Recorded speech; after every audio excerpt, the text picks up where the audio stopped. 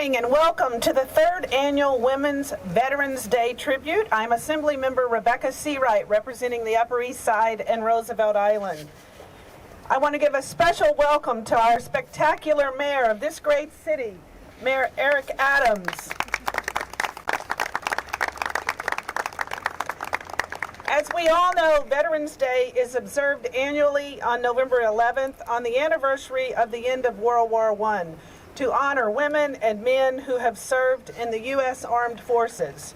In keeping with that solemn occasion, our organizing committee revived a special tribute 4 years ago to spotlight the brave women and men who've served our country. In 1932, a Central Park memorial grove of 24 trees and a flagstaff opened in tribute to American women who died overseas during World War I. Over time, memories of these heroic women and others who served faded. Today is very special because we are here at this grove that was almost lost to history and remains the only memorial in Manhattan to women veterans. So it is fitting that we once again gather today at this peaceful refuge, nestled in our teeming city, to honor 6 outstanding women leaders for their contribution, their sacrifice, and their service with the 2022 Women in Service Awards. Laura Kavanaugh, Commissioner, New York City Fire Department. Captain Haida Star Eagle, First Native American Intelligence Officer in the U.S. Space Force. Dr. Mecca Nelson, Founder and CEO, Humble Haitian Warrior.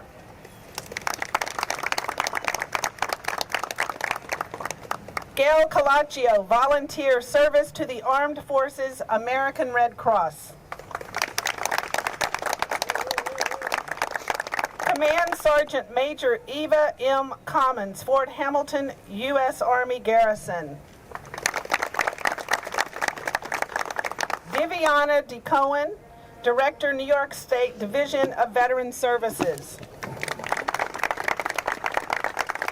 Juanita Holmes, Chief, New York City Police Department Training Bureau. Juan Palisol, Navy veteran, founder of the Women, Veterans, and Families Network. And it's now my great pleasure to bring up my co-partner on this very special occasion, a wonderful community leader, activist, Howard Tisch.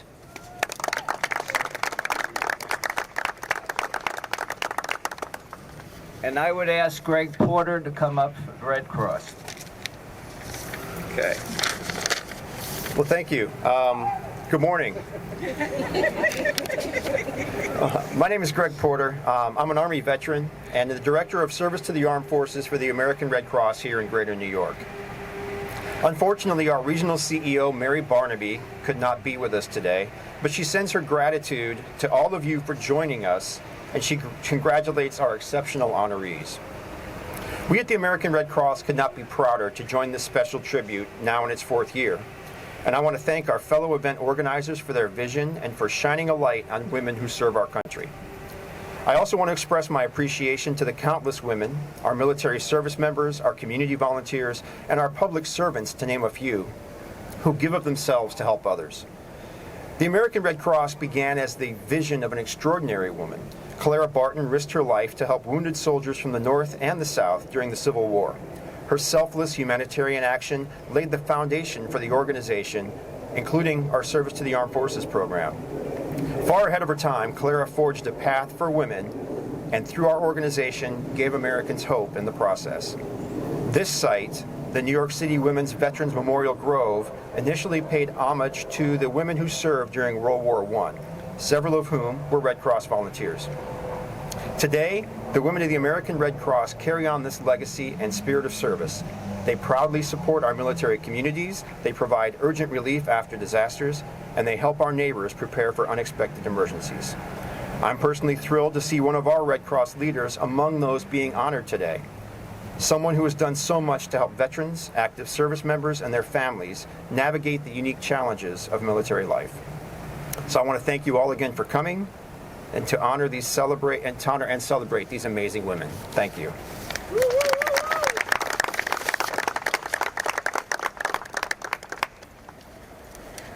I too would like to thank everyone for coming. I'm Marion Pardo, Board Chair of the Columbus Citizens Foundation, and I am a proud supporter of the effort to recognize this living sculpture in Central Park for these amazing women and those that are still to come. Thank you for being here.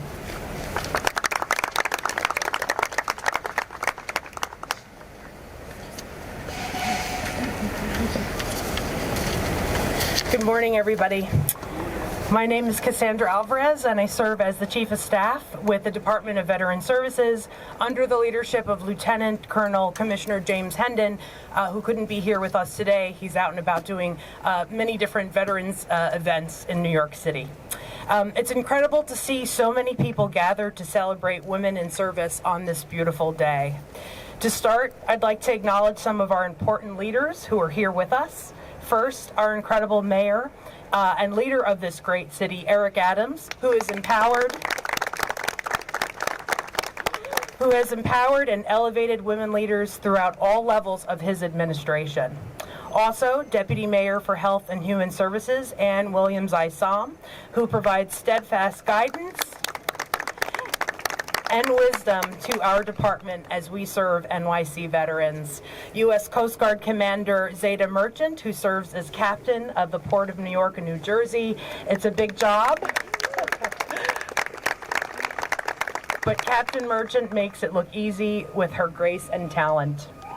And of course, FDNY Commissioner Laura Kavanaugh, our first woman fire department commissioner, and NYPD Chief Juanita Holmes, who are also among our honorees from the City of New York today. I'd also like to thank our co-organizers for this event, who ensure women of service are remembered every year at this ceremony and in this special place in Central Park that was dedicated to women who served World War I. The timing of this event is significant for many reasons. Veterans Day is almost upon us, and last night our state made history by electing New York's first woman governor.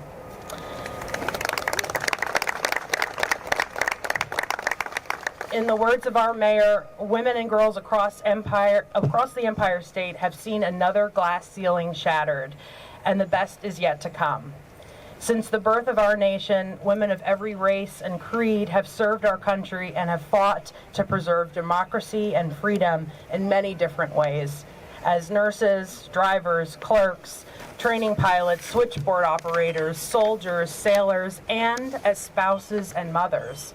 We must never forget that our military families also serve, which is why we'll also be recognizing Gold Star spouse Mecca Nelson today as she continues to serve her community after losing her husband in Iraq in 2006.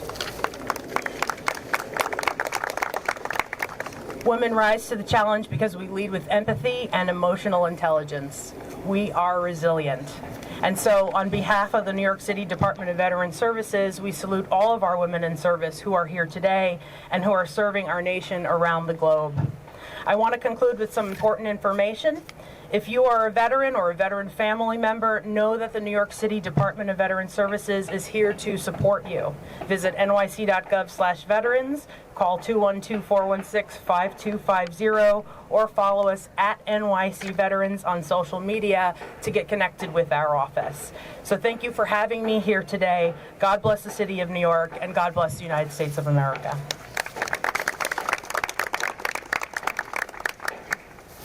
Hi, I'm Howard Teach. I'd like to start with a few acknowledgments of people that are here.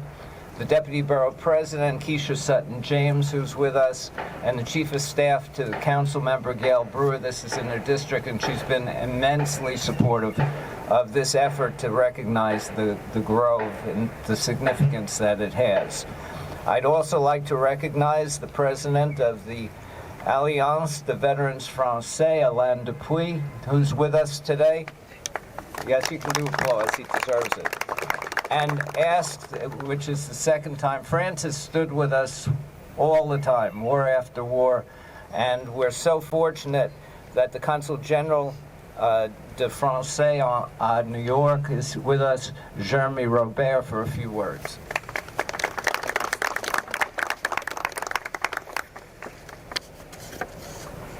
Good morning, everyone. I'm Jérémy Robert, the Consul General of France in New York, and as a representative of France, I am very honored to be able to pay tribute to the women who served in the American Armed Forces with you today. As you know, France and the US are the oldest allies, and we fought together. We fought together for your independence, and we fought together in the two gravest conflicts of the 20th century, World War I and World War II. Among the brave Americans who served with us and served for us, there were many women. Many of these American women who served in the European front and in my countries were nurses, as it was said, clerks, telephone operators, trainers. In World War II, American women served near the front line in the Army Nurse Corps, and they were present on Normandy on D-Day and the day after D-Day. The role that these brave women played in these two world wars changed the course of history. They helped save Europe's democracy, protect our freedom, and save millions of lives. It was a sacrifice and a display of unity that my country will never forget. As a representative of my country and my president, it is always very moving for me to pay tribute to the millions of Americans who fought for the liberation of Europe, the liberation of France, and it's even more poignant today to remember the role that women played in the liberation of France.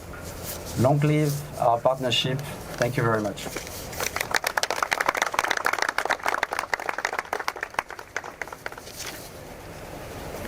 Four years ago, Assemblymember Rebecca Seawright and I, with an extraordinary committee, launched the East Side World War I Centennial Commemoration, inspired by our York Avenue namesake, World War I veteran and hero Sergeant Alvin York. And we had an array of meaningful events through 2019. We have continued our activities taking a lead in 9/11 ceremonies at Carl Schurz Park, as well as in the formation of the East Side Freedom Square Coalition, standing together with Ukraine. A crowning moment was the rediscovery of this New York City Women's Veterans Grove in Flagstaff, lost to history.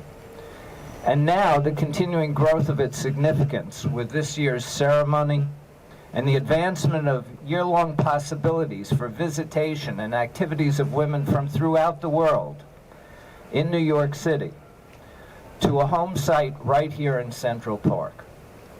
And what a team this has been that's worked together to make this happen.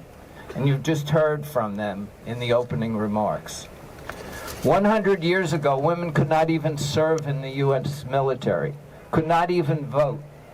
And today's ceremony is indicative of the great strides that have been made with this honoring of women on the front lines of our armed and uniformed services, and their continuing commitment to our community and country. As we now look out to the second century after World War I to 2118, we are dedicated to the thoughts of that war to end all wars, to bring peace, prosperity, love, and freedom from hunger and want to all people of the world. Captain Zeta Merchant, I now turn over this awards ceremony to you as host, and Mr. Mayor, with the memorable lines in the patriotic song, America the Beautiful, From Sea to Shining Sea. And if you both join me up here, I can assure you, Mr. Mayor, that from the flowing East River to the green of Central Park, America's spirit is alive, thriving, and vibrant on Manhattan's Upper East Side. I now ask U.S. Coast Guard Captain Zeta Merchant and New York City Mayor Eric Adams if you would take over the podium. Sir, I'll have an opportunity to introduce you. Good morning, everyone. So excited for you all to be here with us today. It is truly an honor and pleasure to be here at this historic and symbolic grove that honors our past and our present. This location serves as a living tribute to American women who died overseas during World War I, but it's also a place, thanks to our visionary organizers, where we can recognize and honor women today that serve our nation in countless ways. It was truly an honor to be a recipient of this award last year, and I could not be more excited to present to you the 2022 Women of Service for American Honorees, a group of extraordinary leaders and trailblazers who serve our country and our local community selflessly every day. But before we introduce our honorees, we are honored to have with us the Mayor of New York City, someone who truly walks the walk when it comes to recognizing the value and contributions of amazing leaders that just so happen to be women. Thank you for your advocacy and allyship. Welcome to the podium, Mayor Adams. Thank you so much. And, I really want to acknowledge how beautiful the day is. God has made this a great day. I believe she realized that we were going to be outdoors, so wanted to make sure it was right. And I also want us to have a mental shift when we talk about women in service. It's both acknowledge the present forward and some of the spaces that are not acknowledged. And this is an opportune time for us to have a significant rethinking of the conversation of women in service. Yes, I'm proud to have put in place for the first time in history 5 women who are deputy mayors of the city of New York. I'm proud to have put in place the first woman police commissioner of the largest police department in our nation. I'm proud to have put in place the first woman to be the fire commissioner in her awesome talents and ability, and the women who are leading most of our uniform services, Department of Probation, Department of Sanitation, and so many other women who are embedded in our administration. This administration is currently being run by women. Their ideas are brilliant, and as we see the forward-facing symbols as well as their substantive ability to give back to the city, let's not forget something. For far too long, we have downgraded the significant role of motherhood. Because before there was a mayor, there was a mother who nurtured me and gave me the ability to become a mayor. Before there was a Barack Obama, there was a woman in his life that told him, regardless of his ethnicity, he could reach the heights that he deserves. So before all the men who came before the woman that were acknowledged, there was a mommy, there was a mother, there was someone that was there that really inspired them. So women have been servicing us for far too long. It's just that we have not given the right due to the motherhood status. That is the most significant uniform you can ever wear. That is being a mother that helps children, both men and women, understand how we need each other. It was a mother that actually stitched together the red, white, and blue that made the flag that we still acknowledge every day. Women have always been here. We need to open our eyes and recognize every area of their presence is significant and important. It doesn't matter if they're a commissioner, a commander, a cook, a waitress. No matter what role they play, they've played a vital role in the team America. And so my acknowledging their presence in a professional capacity is nowhere near my acknowledgement in the presence that they've played in our lives every day. I am not mayor without Dorothy Mae Adams, who loved me, who nurtured me, who inspired me, who understood with all my frailties, it will allow me the opportunity to lead the largest and most important city, not in this country, but on the planet.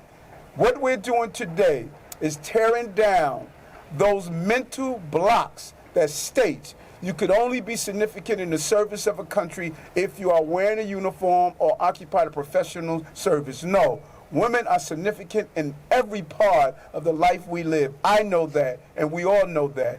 All of us that has had a mother or have a mother, and that's all of us. Thank you very much.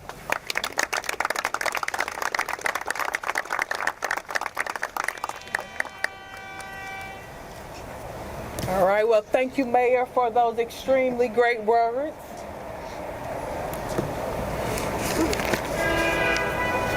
I think I'm giving Yes, a proclamation. Yes, sir. So on behalf of the people of the city of New York, 8.8 million, the center of the universe we call New York City. Whereas the brave women, veterans, and civilians alike who risk their lives to protect others embody the ideas of generosity and kindness, as well as the indomitable spirit of service for which our city is renowned. These exceptional individuals serve our country with distinguished honor, and I am immensely proud to acknowledge their selfless heroism. The Women of Service in America Awards present an excellent opportunity for all New Yorkers to honor the valor of our EMTs, firefighters, police officers, and other first responders and veterans, as well as reaffirm our commitment to doing all we can to uplift these essential workers and their loved ones. Now, therefore, I, Eric Adams, Mayor of the City of New York, proclaim Wednesday, November 9th, 2022 in the City of New York as Women of Service Day. Thank you very much.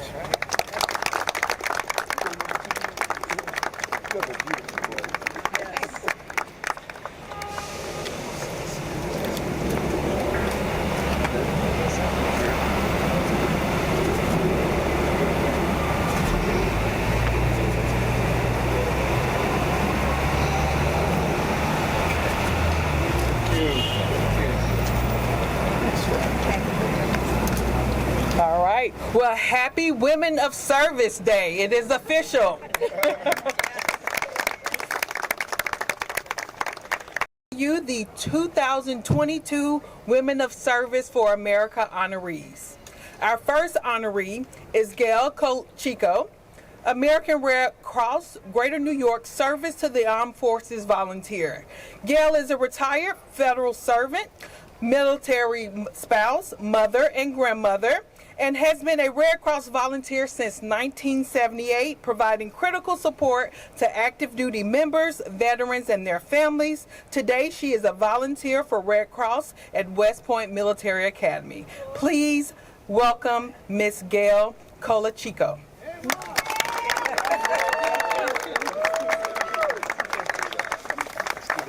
Okay, let's do this, and then I can do that.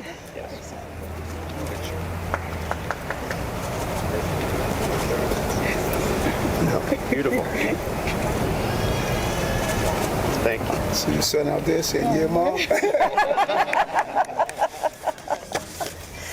Okay, well, thank you. I'm really honored to receive this award. As the wife of a career Army officer, I had the opportunity to live in many different places and volunteer with some wonderful people and contribute to the quality of life. Volunteering for me is a way to make things happen when resources for funding are low, and to make the community a better place for military members and their families. By volunteering, I hope to set a good example for my children and others. The added benefit is the joy that comes from helping others. When I retired from federal service, people asked what I was going to do with my time. Answer was easy. Volunteer. Help federal civilians with retirement paperwork and volunteer with the Red Cross. Volunteering has helped me as well as the help I give others. Thank you.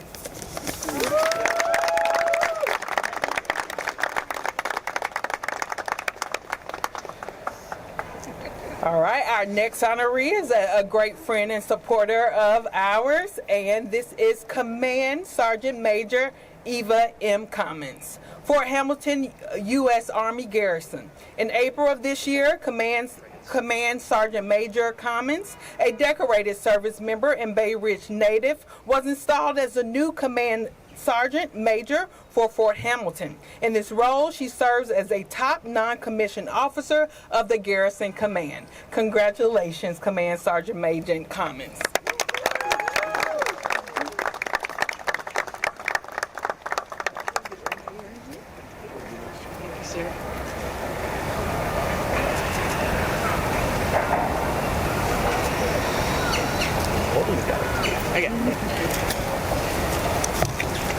Thank you very much. I was very honored to be here and to receive this. Thank you to the Red Cross, not for recognizing me, but for just taking the time to recognize those who serve. Again, just as everything the Red Cross does, it's about other people.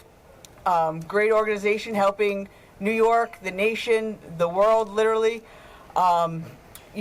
Service, especially recognizing women in service, We've had some challenges as women, like it was alluded to 70 years ago.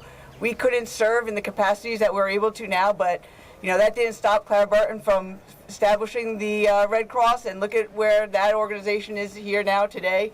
So to be here amongst these other women, great, awesome, magnificent women being recognized, like I said, it's just a deep honor, and I'm very glad and thankful and appreciative of it. Have a great day. Thank you.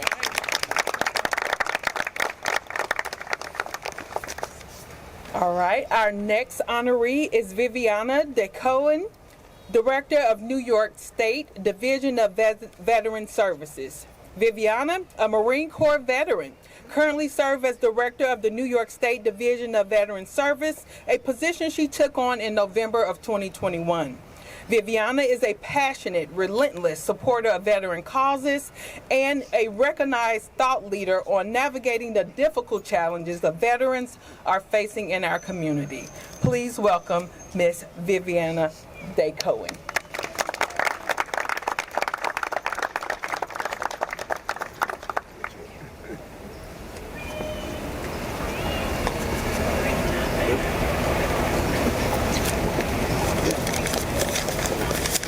Great morning, and thank you all.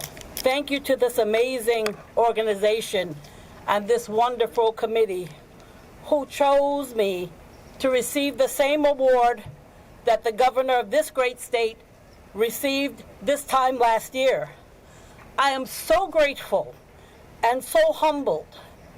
I had never won awards in my life, and then our daughter was tragically taken from us. And the very first dream after dream always said, Mom, God is so proud of you, and you're about to get an award. And then the phone rings. I am dedicating this award back to the God who loves me and my amazing daughter who watches over me. To my family who stands behind me and allows me to do what I do each and every day. And for my husband especially, who allows the veterans to knock on my door when I'm not there. And for the amazing women veterans whose shoulders I stand atop on today. And to all the veterans and my amazing team who work so hard to make me look so good, I dedicate this award back to all of you.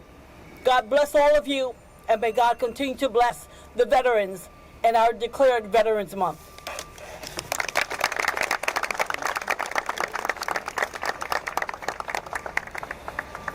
All right, our next honoree is Juanita N. Holmes, Chief of New York City Police Department Training Bureau.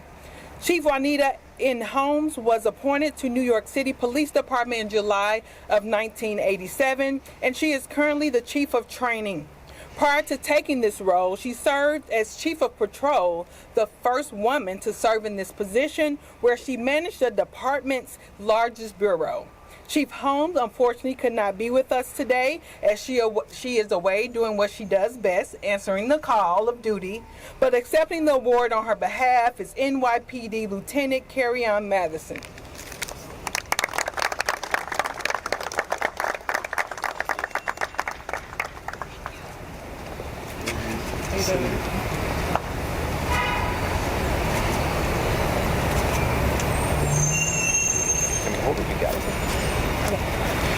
Good morning, everyone. I just want to say thank you. It is such an honor to be here today to accept this award, and on behalf of my chief. I apologize for her not being here today, but this is such a great event. Thank you so much for everything that you do to the Red Cross. Thank you so much. Appreciate you, and have a blessed day, everyone. Thank you.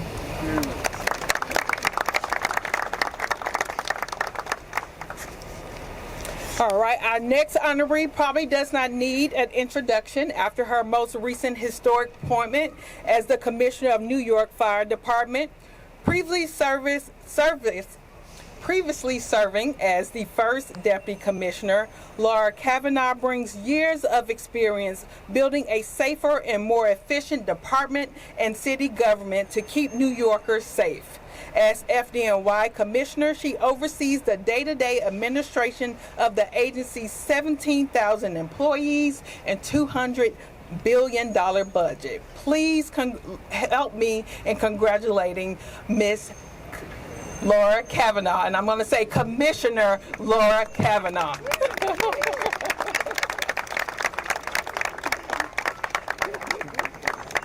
Get too excited for you. Okay.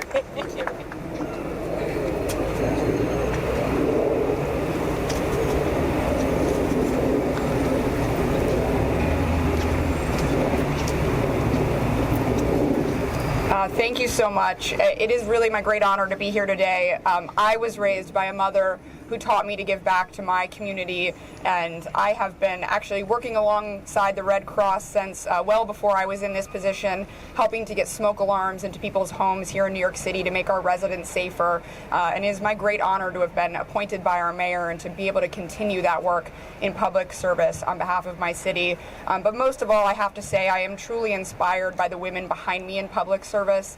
They are mentors and friends and people I look to every day.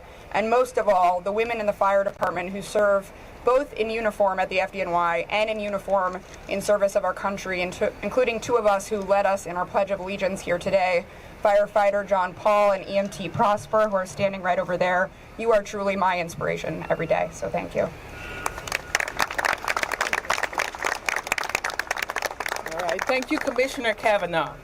Our next honoree is Dr. Mecca Nelson, founder and CEO of Humble Haitian Warrior, Gold Star Spouse, and Tunnels to Tower Foundation Ambassador.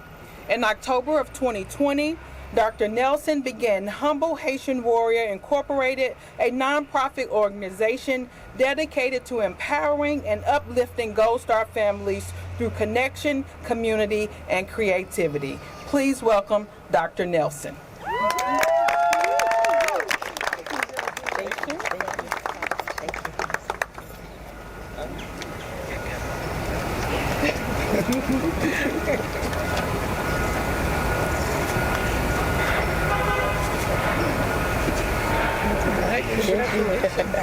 Thank you. Okay, so this is not the same if I don't do it this way. I am Dr. Mecca, the microphone check 1212, aka Gold Star Spouse of the amazing Sergeant Mario Nelson. Gotta put it out there like that. Gotta represent him. First off, I want to thank God for this, because if it wasn't for God helping me through my process and holding on to my faith, I would not be here today. I dedicate this to Mario, my daughter, for always supporting me, and for Mario always looking over us, and for being a guiding angel that he is, that he's been in our life. I thank God for T2T, to be an ambassador with them and to do the work for them, to help Gold Star families, to help veterans, FDNY, NYPD. It's such an honor. Just like I said, I thank God every day for giving me the strength to do what I do each and every day, to be that stronghold and advocate for other Gold Star families. And I tell you this, I will continue doing it. As long as God continue to give me life, I will continue connecting and making a movement for these families, because believe it or not, we need it. We need it. And I thank all my friends that are here, family that are here, and I appreciate the mayor. I appreciate all you guys. You know who you are. So much love to you, and I'm just so grateful for this acknowledgement, and brought tears to my eyes when I did receive the information. Be blessed, guys. Thank you. All right, thank you, Dr. Mecca. All right, our next honoree is Juan Paulison, Navy veteran and founder of Women's Veterans and Family Network, an organization whose mission is to empower, support, and promote the general welfare of women veterans and military families throughout professional development, resources, networking, advocacy, mentorship, and outreach. I'm Marion. Nice to see you. So good to see you. Thank you so much.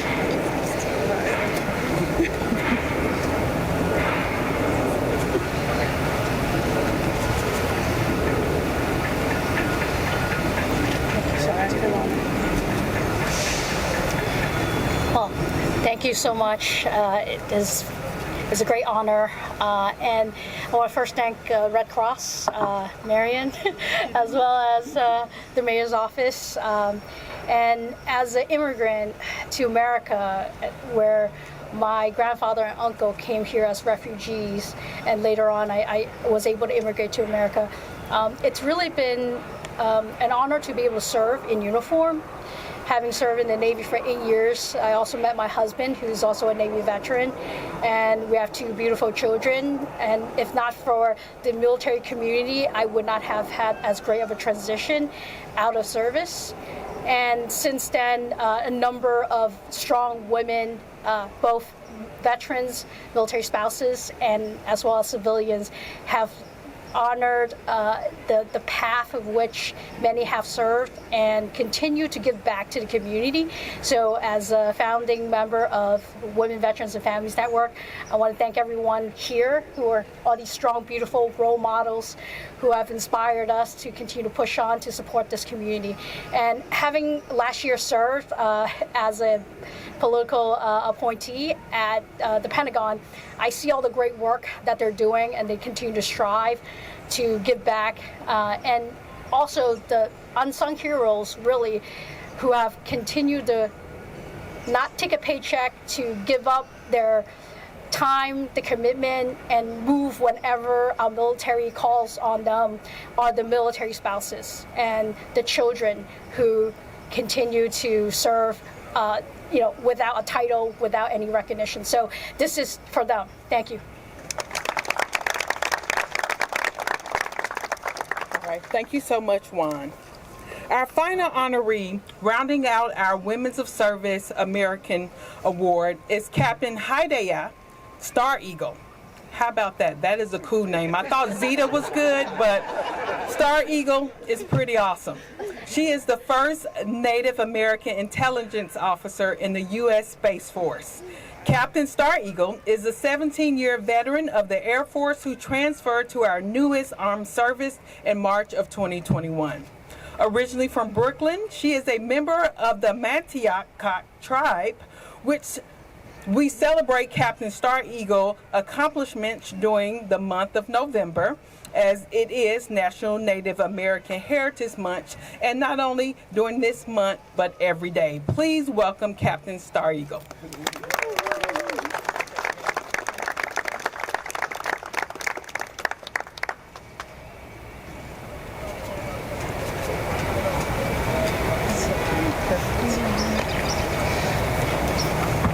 I'm honestly at a loss for words, standing amongst these extraordinary women honorees behind me. It means a lot to me to be here with you all today. I would like to thank the American Red Cross for putting together this event. I would also like to take this time to thank my Space Force family, as well as my Space Force senior leaders located at the Pentagon, where I'm currently stationed. I couldn't have had the opportunities that I've had through my journey in my military career, prior Air Force for 17 years, to be able to share my story and to let the generations after us, the younger women basically, to just understand that they can also be successful in whatever their dreams are, to be trailblazers, to break their own glass ceilings, and to also hear and being inspired by other fellow joint service members, the spouses, as well as the indigenous nations and Alaska Native communities. One of the biggest lines of effort that we're trying to do within the Space Force is outreach, recruitment, retention, right? And so being able to go out there amongst the indigenous and nation communities to share that really means a lot to me. So I'd just like to thank you all for being here today. And just remember one thing, if they're not on your ladder, they don't matter. No matter what challenges you face, never let go of that ladder. The people in your life, like your family, your members, your friends, and your associates, they will push you up each rung of that ladder. And your leaders, your mentors, and everyone else that you look up to, they will pull you up each rung of that ladder and propel you in the direction that you need to go. So don't lose focus, and you too can achieve the dreams no matter what they are. Thank you.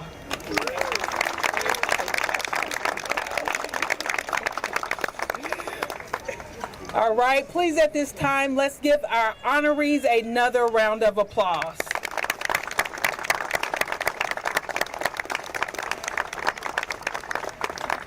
As noted at the beginning of the program, this location is a historic place that pays homage to those women that sacrificed and paved the way for many of us standing right here. At this time, I would like to call our platoon to attention.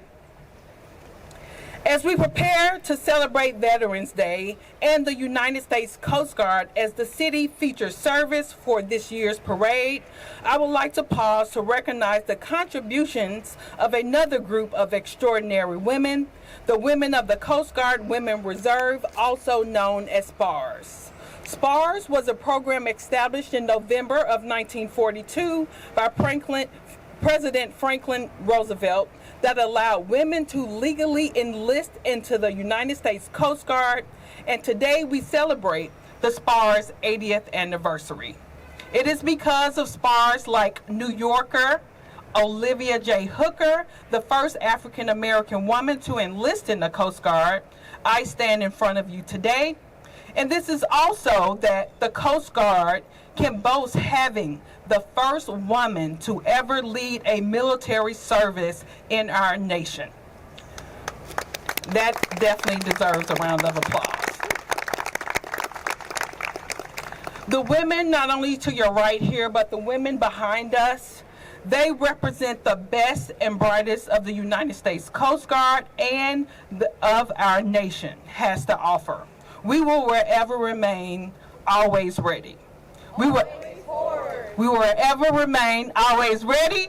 Always forward. All right. To pay a special tribute to our SPARS, I would like to invite Rear Admiral Noonan, U.S. Coast Guard retired, to the podium. Admiral Noonan served 35 years on active duty in the United States Coast Guard and retired April of this year.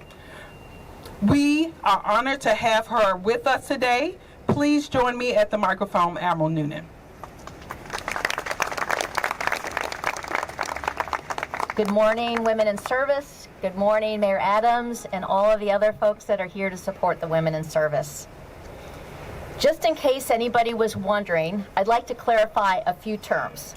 The word spar is a nautical term, and it refers to masts, booms, yardarms, and any other poles or lengths of wood that are in a ship's rigging. More importantly, SPAR is an acronym, which stands for Semper Paratus, the Coast Guard's motto, and its translation, always ready. So think of the SPARS as being like the Army's wax or the Navy's waves. Simply put, as the war expanded in Europe and the Pacific, more men were needed at sea. More troops were needed on foreign soil. They had to be replaced on the home front. 10,000 women volunteered for the Coast Guard out of patriotism, self-advancement, a desire for travel and adventure, and maybe even escape from limited prospects back in their hometowns. Imagine a few pivotal scenes in this process when they were new arrivals at their training centers. They had not yet gotten their uniforms, so they could only stand on the balconies above and watch as the older recruits would march into the yard and salute the flag. The white hats and blue uniforms would move in unison. Then the white gloves would salute in unison as the girls above watched in envy. Imagine the excitement on the day they got their uniforms and they started to march and sing together. This was described as a heartwarming companionship, since they were all in it together. Otherwise, boot camp was a mad rush of marching, classroom studies, physical training, and scrambling to pass inspection. At 21:30, you hit the sack. At 05:30, you hit the deck. Boot camp was something they'd never want to repeat, but it was an experience they'd never trade in a million years. Throughout the war, requests from commands everywhere for more SPARS steadily increased. This was one of the great victories of World War II. A diverse workforce exceeded expectations. If you can imagine all of the excitement of boot camp and all of their personal victories within our larger victory, I want you to think ahead 55 years to the year 2000, where in a shipyard in Marinette, Wisconsin, the Coast Guard was launching its newest cutter, their most technologically sophisticated piece of machinery afloat, and christening it SPAR. The women of World War II were there in force, many of them in their old uniforms, marching and singing like they had never missed a day. I was privileged to be named the first commanding officer of the SPAR.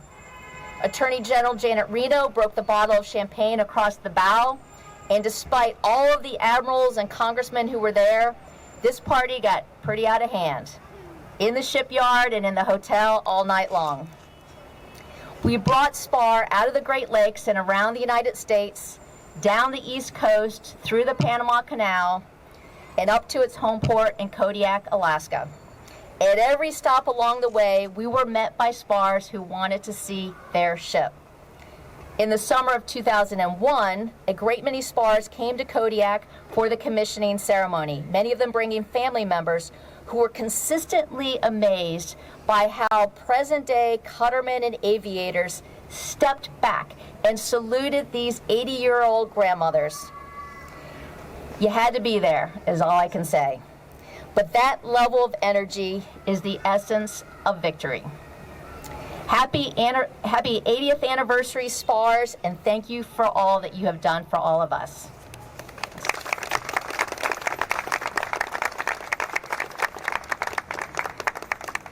Thank you, Admiral Noonan. It was a pleasure to have you here to honor our SPARs, some that are still living today, one 108 years old, and recently threw out a pitch at a baseball game. So that just goes to tell you how much fun our stars have. But as we close this ceremony today, I would like to invite back up our organizers for some closing remarks.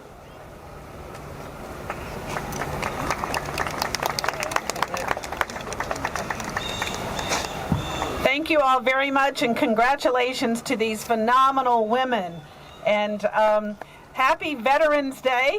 And as you start to leave, please look at the trees and the Flagstaff and enjoy this beautiful day. Thank you.